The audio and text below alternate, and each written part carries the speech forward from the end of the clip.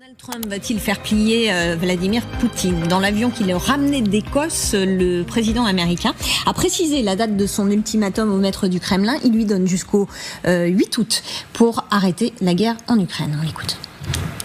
Vous savez quoi? Je vais vous donner la date maintenant. Vous voulez un grand scoop? Tous les autres, fermez vos oreilles, d'accord? Vous êtes prêtes? Dans 10 jours. Bonjour à tous. Alors aujourd'hui, on se penche sur cette annonce assez spectaculaire de Donald Trump. Oui, cet ultimatum de 10 jours donné à Vladimir Poutine d'ici le 8 août pour arrêter la guerre en Ukraine. C'est ça. Annoncé comme un scoop dans son avion, on va essayer de décortiquer un peu ça en s'appuyant sur une discussion d'experts vue sur LCI. L'idée, c'est de voir si c'est du Trump classique pour faire parler de lui ou si ça marque un vrai changement de cap américain. Exactement. Quelle est la crédibilité? Quelles pourraient être les conséquences? C'est la grande question. Est-ce que c'est juste pour occuper l'espace médiatique comme il sait le faire, ou est-ce qu'il y a une volonté cette fois d'être plus ferme avec Moscou? Il faut dire qu'il avait déjà exprimé sa déception par le passé, mais sans vraiment. Sans vraiment passer à l'acte, oui. Sans rentrer dans un rapport de force concret. On retrouve son style très direct, avec des délais très courts. On se souvient d'un autre ultimatum, celui des 50 jours il y a quelque temps. Oui. Est-ce que cette fois, l'analyse suggère que ça va plus loin que le simple coup de com'?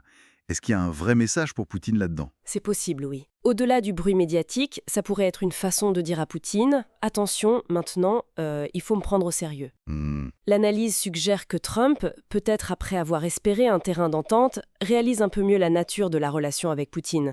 Et donc cet ultimatum serait un premier pas vers une approche, disons, plus transactionnelle, peut-être plus dure. Mais bon, soyons francs, que Poutine arrête tout en 10 jours, ça paraît quand même assez peu probable, non? Ah non, clairement. La fin d'une guerre, ça ne se décrète pas comme ça sur un ultimatum.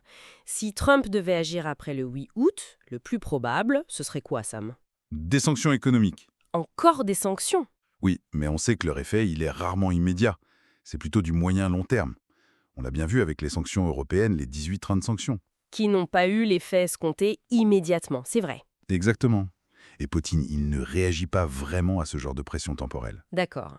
Donc si l'ultimatum et les sanctions classiques, on va dire, risquent de ne pas suffire à court terme, qu'est-ce qui pourrait vraiment inquiéter le Kremlin d'après les analyses? Ce qui revient souvent, c'est la perspective d'une reprise massive et surtout durable des livraisons d'armes américaines à l'Ukraine.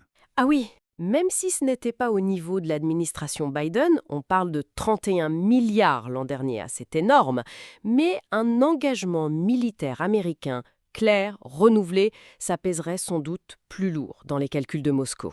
Et si on revient aux sanctions post-ultimatum, si jamais il y en a, les experts envisagent quoi concrètement? Principalement deux choses. D'abord, les sanctions dites secondaires, c'est-à-dire viser les pays ou les entreprises qui continuent de faire du commerce avec la Russie. D'accord, pour isoler davantage. Voilà. Et puis, peut-être des tarifs douaniers sur les quelques produits russes qui sont encore importés aux États-Unis.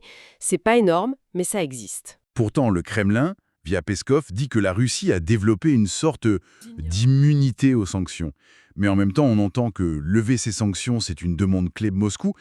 C'est pas un peu contradictoire? C'est un très bon point. Oui, Moscou a mis en place des mécanismes pour contourner, pour absorber une partie du choc. C'est indéniable, mais il ne faut pas sous-estimer l'impact réel.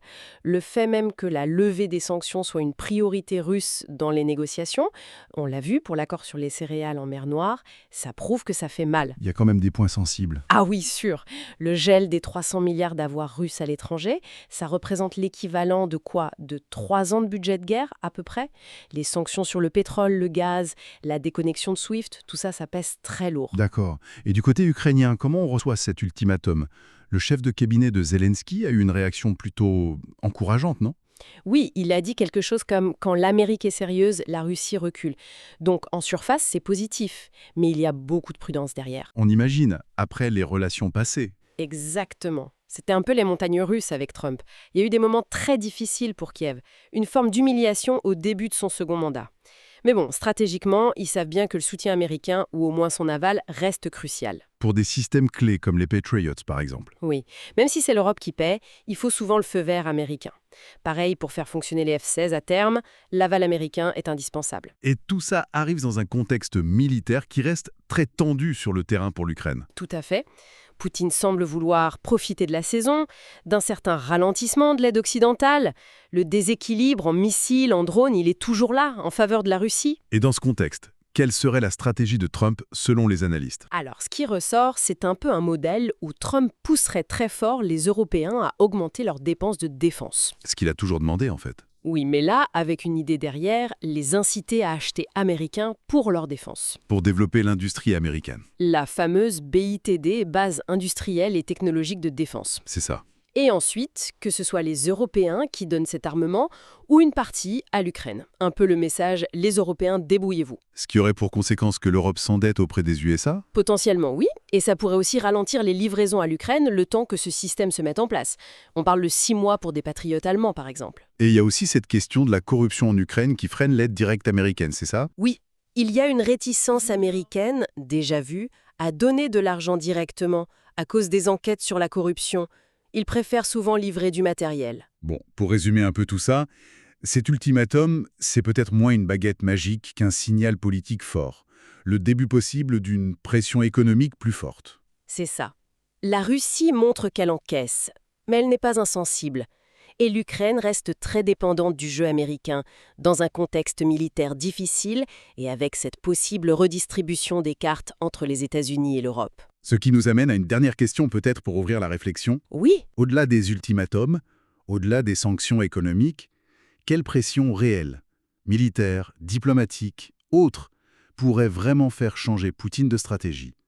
Et surtout, quel rôle les alliés européens sont-ils prêts, ou même capables, de jouer dans cette nouvelle donne si elle est dictée par Washington? c'est toute la question en effet.